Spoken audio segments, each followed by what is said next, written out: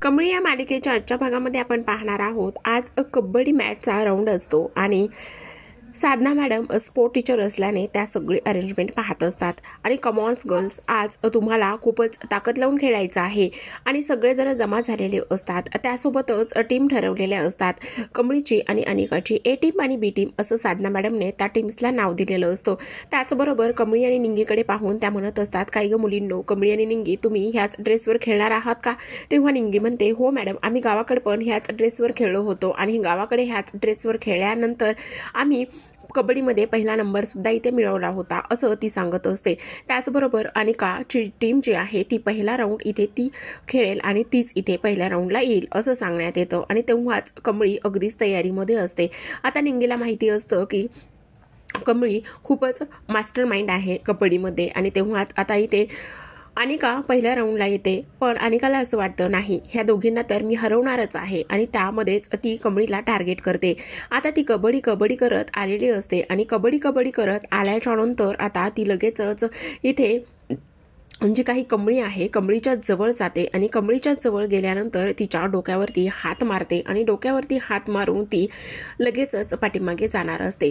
पण कमळी मात्र तेवढ्याच हुशारी दाखवतच पाठीमागून तिच्यावरती वार करते आणि तिच्या पायावर पाय देते आणि लगेचच कमरेला दोन्ही हात गुंफवते आणि बॅक साईडनं तिला फिरवत असते आणि बॅक साईडनं फिरवल्याच्या नंतर ती लगेचच तिला बोलत असते, माझ्यापर्यंत मला त्रास देत होतीस तिथपर्यंत सगळं काही ठीक होती, पण इथे तू माझ्या फॅमिलीला टार्गेट केलेला आहेस आणि त्यासोबतच मी सगळं तुझं काही ऐकून घेत होते ते सुद्धा ठीक होतं, पण इथून पुढे माझ्या वाटेला जायचं नाही आणि माझ्या वाटेला गेलीस तर गाठ माझ्याशी असणार आहे, माझ्या फॅमिलीपासून 4 हात लांबच राहायचं असं म्हणूनच आता ही तुला शेवटची वॉर्निंग आहे असं इथे ती म्हणत असते। आणि तेव्हाच असं म्हणल्यावर खाली धक्का देते आणि तेव्हा इथे अनिका खाली जमिनीवर पडलेली असते। अशा पद्धतीने कमळीची टीम ही विनर झालेली असते।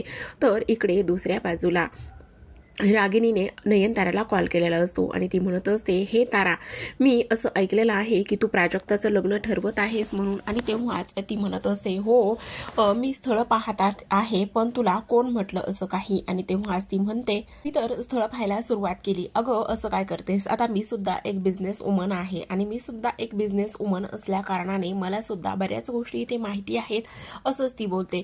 पण तुला एक गोष्ट सांगू का, माझ्या बघण्यामध्ये एक स्थळ आहे आणि तुला जर आवडत असेल किंवा तू जर म्हटलीस तर मी सुचवू का? आणि तेव्हाच ती म्हणत असते, हो चालेल ना, पण कोण आहे, स्थळ काय आहे ते तू मला सांगशील का? तेव्हाच इथे रागिनी म्हणत असते, नयनतारा म्हणत असते, अगं फक्त लग्न होऊन आणि मुलगा चांगला असून चालत नाही, त्यासाठी फॅमिली सुद्धा तोला मुलाच्या हव्यात। तेव्हा रागिनी म्हणते, अगं तुला सुलेखा इंडस्ट्रीज माहितीच असेल ना, सुदर्शन देशमुख त्यांचा मेहुणा तो आहे। अरे हो, सुलेखा इंडस्ट्रीज, बापरे। आणि तेव्हाच ती म्हणते, मुलाने MBA केलेला आहे, पण तो खूप वेल सेटल्ड आहे, त्यासोबतच खूप मोठ्या उच्च पदावर जॉबला सुद्धा आहे।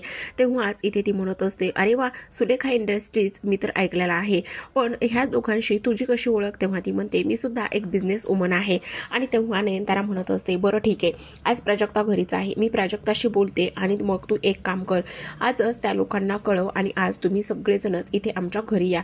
तेव्हाच आता इथे कामिनी म्हणत असते, नयनताराला एकदा घोळात घेतलं की सगळ्या गोष्टी आपल्या व्यवस्थित होणार आहेत आणि चल बरं झालं तू तिला फोन केलेला आहेस, तेवढ्यातच आता एकदा का तू इथे प्राजक्तासाठी स्थळ सुचवलंस आणि तू सुचवलेल्या स्थळामुळे प्राजक्ताचं जर चांगलं झालं तर मग एक गोष्ट लक्षात ठेव, अनिकासाठी त्या घरामध्ये जाण्यासाठी सगळे काही दरवाजे हे रिकामे असतील आणि रिकामे होतील असाच ती इथे विचार करते।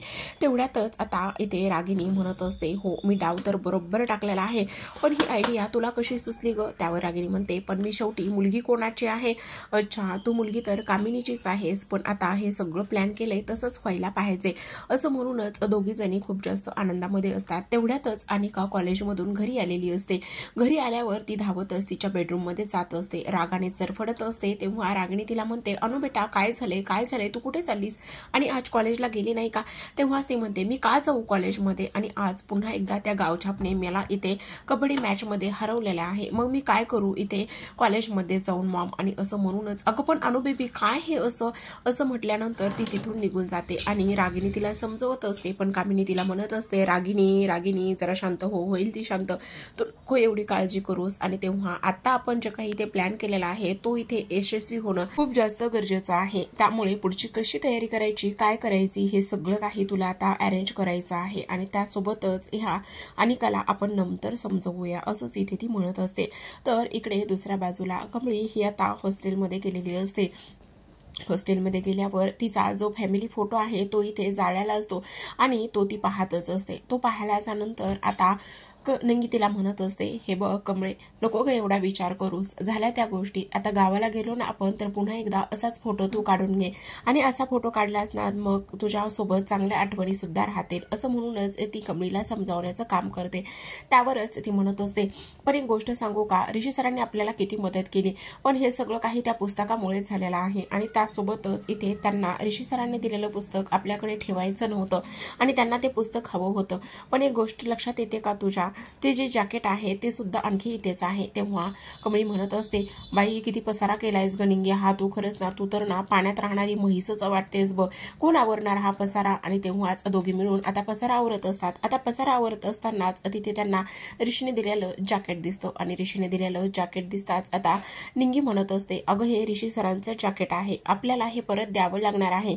तेव्हाच कमळी म्हणत असते, हो ग, आता आपण उद्या गेलो का त्यांना थँक्यू सुद्धा म्हणू आणि हे जॅकेट सुद्धा देऊ. तेवढ्यातच निंगी म्हणत असते, पण आता उद्या कशाला ग, मला असं वाटतंय की आत्ताच आपण हे त्यांना जॅकेट दिलं पाहिजे. तेव्हा कमळी म्हणते, अगं आत्ता कसं देणार, अगं आत्ता कसं म्हणजे त्यांचं आपल्याला घर सुद्धा माहिती आहे नाही का, आपण लास्ट टाइम इथे कामासाठी गेलो होतो आणि कामासाठी गेल्याच्या नंतर त्यांचंच तर ते घर होतं ना.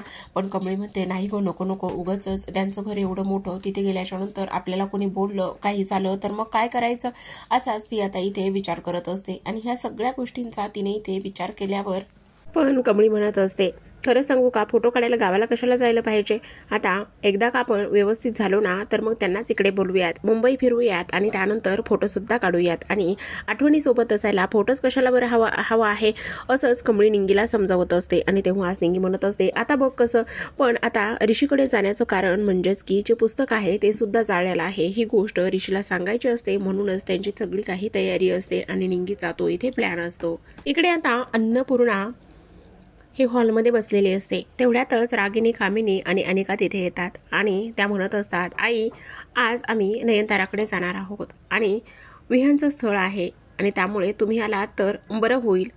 पण आई तुम्ही आला असतात तर बरं झालं असतं, सगळी देशमुख फॅमिली येणार आहे आणि त्यांनी तुम्हाला सुद्धा आमंत्रण दिलं आहे. तेव्हाच अन्नपूर्णा म्हणत असते, नाही तुम्ही जा आणि देशमुखांना माझा नमस्कार सांगा, मला कामं आहेत आणि जर मला अधेमध्ये वेळ मिळाला तर मी थोडंसं येऊन जाईल. तेव्हाच नयनतारा म्हणत असते, बरं ठीक आहे आई, तुम्हाला जर वेळ मिळाला तर तुम्ही नक्कीच येऊन जा. असं म्हणूनच आता रागिनी त्यासोबत कामिनी आणि अनिका तिथून निघालेल्या असतात.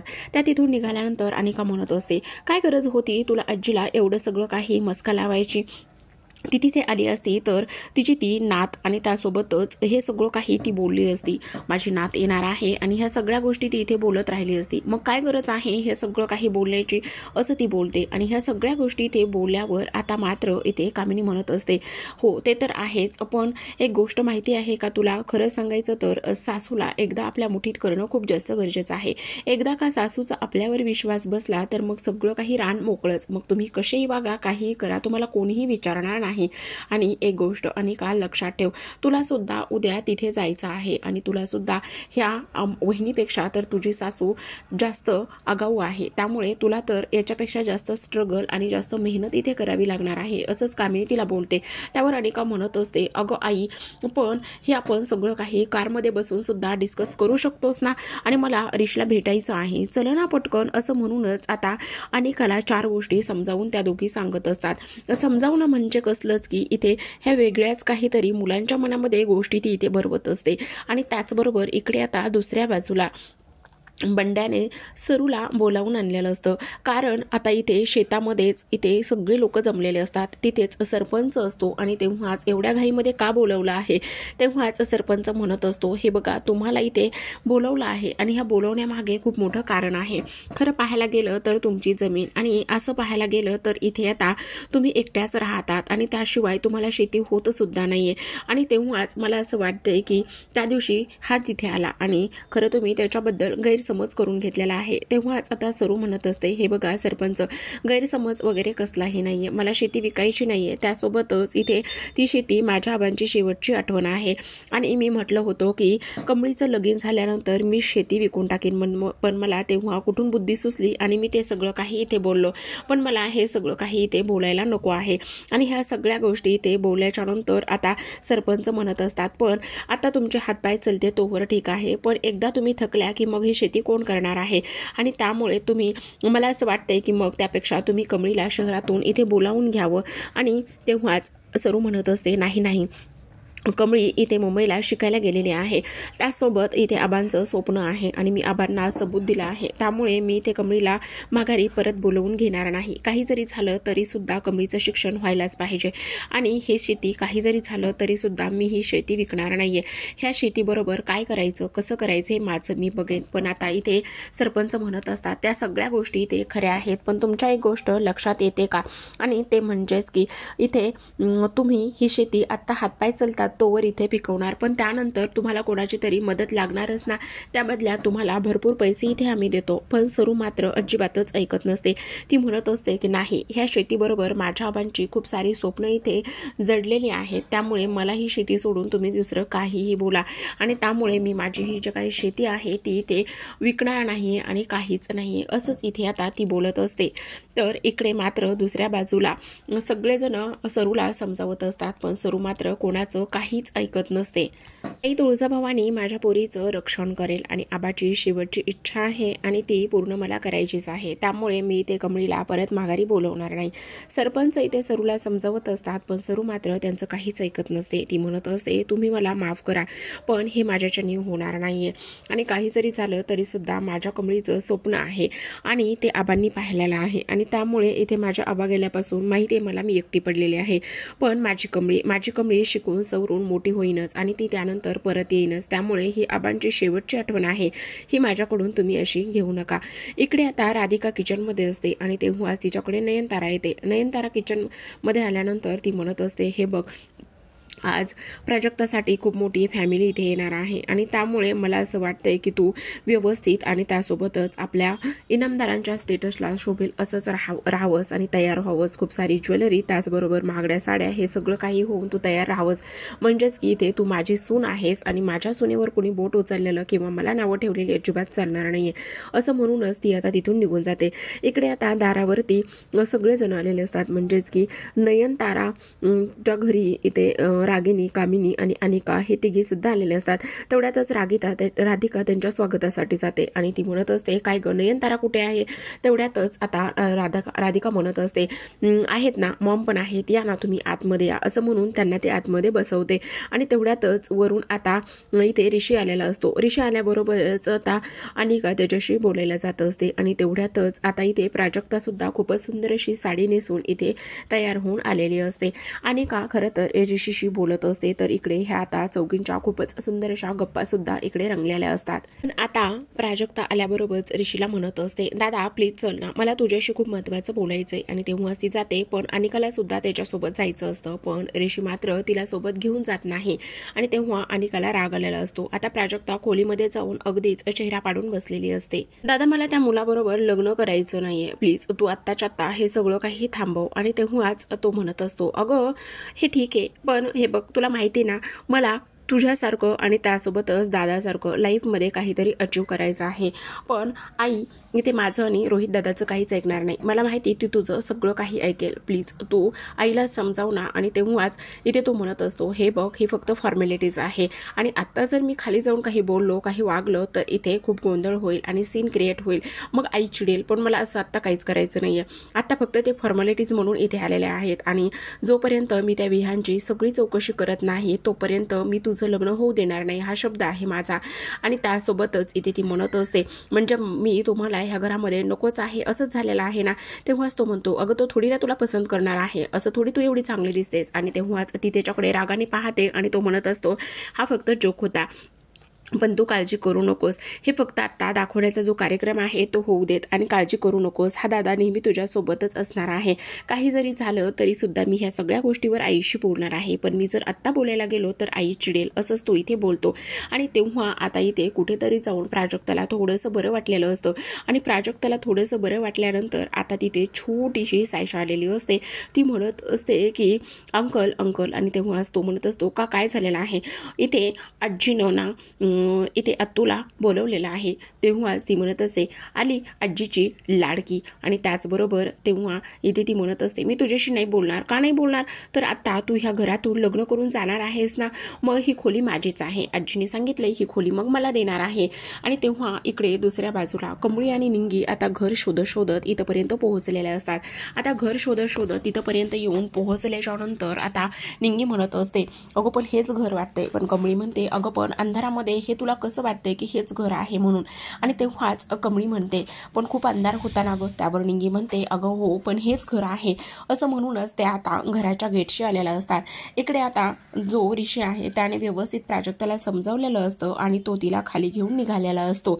तर इकडे निंगी आणि त्यासोबतच कमळी ऋषीच्या दाराच्या गेटवरती उभ्या असतात. गेट आणि समोर भव्य दिव्य एवढा मोठा बंगला पाहिल्याच्या नंतर त्यांचे डोळे इथे अगदीच आणि तोंड आवाजूनच पाहत असतात. त्याचबरोबर इथे त्यांनी ह्या घरी आलेले असतात, पण तेव्हा अंधार होता त्यामुळे फारसं काही त्यांना कळालेलं नसतं. पण आता मात्र हेच घर आहे, चल असं म्हणूनच त्या गेट बाजूला ढकलतात आणि गेट बाजूला ढकलूनच घराच्या आतमध्ये एंट्री करत असतात. बाहेर एवढं सगळं मोठं गार्डन परिसर हे सगळं काही पाहत त्या दोघी सुद्धा आता घरामध्ये प्रवेश करणार असतात. प्रेक्षकांनो, अशाच नवनवीन मालिकांचे अपडेट्स आणि रिव्ह्यू त्यासोबतच अपकमिंग ट्विस्ट जर तुम्हाला जाणून घ्यायचे असतील पाहायचे असतील तर आपल्याकडे चॅनलशी कनेक्ट राहा. भेटूयात पुढील भागामध्ये. तोपर्यंत धन्यवाद.